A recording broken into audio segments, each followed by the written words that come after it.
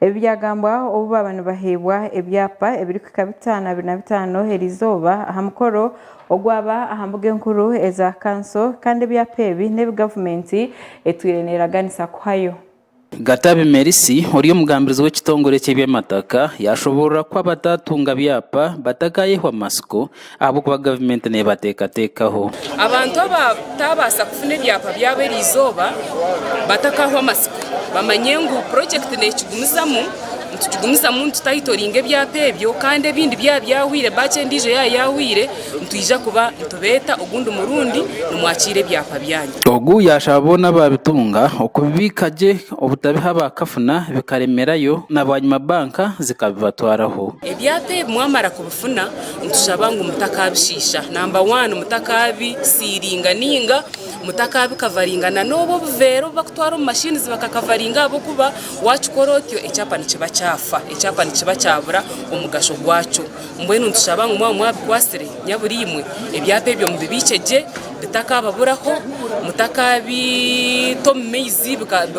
bikitwa mizi ninga nabo mutakabitwara omuzizi akafuna ningo mu banks kandi mutakubasa kushashura kununura ebyapa byanyu kandi we Kaje Benon urike ya paso n'ibyamataka muri Mbarara City yayihanangiriza abantu bona kubikozesa kutunga ebibarukwenda kandi no kuyiho mboro murahurira ino kwetaga basekuza nko mu banka imuhereze akasente konka uyino bwetavu utakufa kuzayo kayora yo sente na cyapa bakacukwiyaho akwanci basakora nka security bank ni wasakwangira within a short period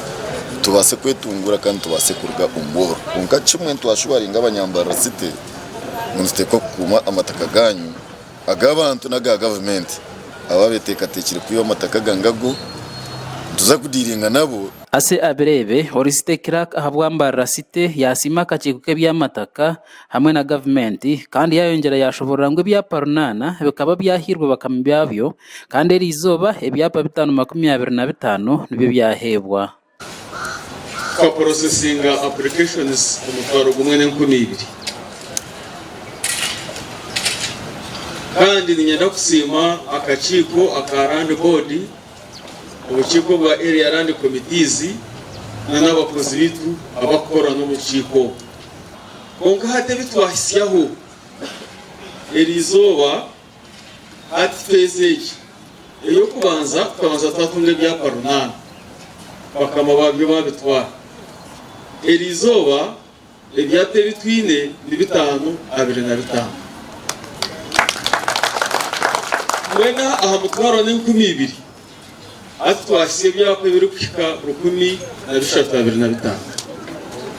kandi nyenda kubahaniza umuntu abatakatungire ebyapa bye nibije kugira ki nibizakwijana nija kubitunga aha mukoro nugo gumwe Robert Mugabe Kachebezi ori meya wa Mbarara City yashabata kabona okureka kuta government aha munugo ahabwebyo eri kubibaraganise iwe okajuguze sente no jibanja yo kwere yakusasibwa tegereza kuzirisho girota uzachiri no bana ugarika government kwereze kintu ugariko gitamunuko notekwa yo wa kuchecking ubyine byono bitire Kankunda Jacqueline horiyo muhwezi wa RCC ahabwa Mbarara City North kandi wabari umjenye mukuru yashaba bine byapa ogumana bamanyisa family zabo okwenda kumaraho intarozo mu maka oile chapa no chikoze soko kwenda. You don't consider your family members, you don't care about how they are, you don't care where they go. Then, ahamuheru bakurunda bakwita. Ngufutwa kwa TVP. Sharing na partners betu. Sharing na bana betu. Kugira ngo ecyapa cyaza kurwonka zo bank. They are aware, they consent, sign for you. Otunjeroni ebareme hamwe mucishashure hamwe konka mukozereki mukwataniza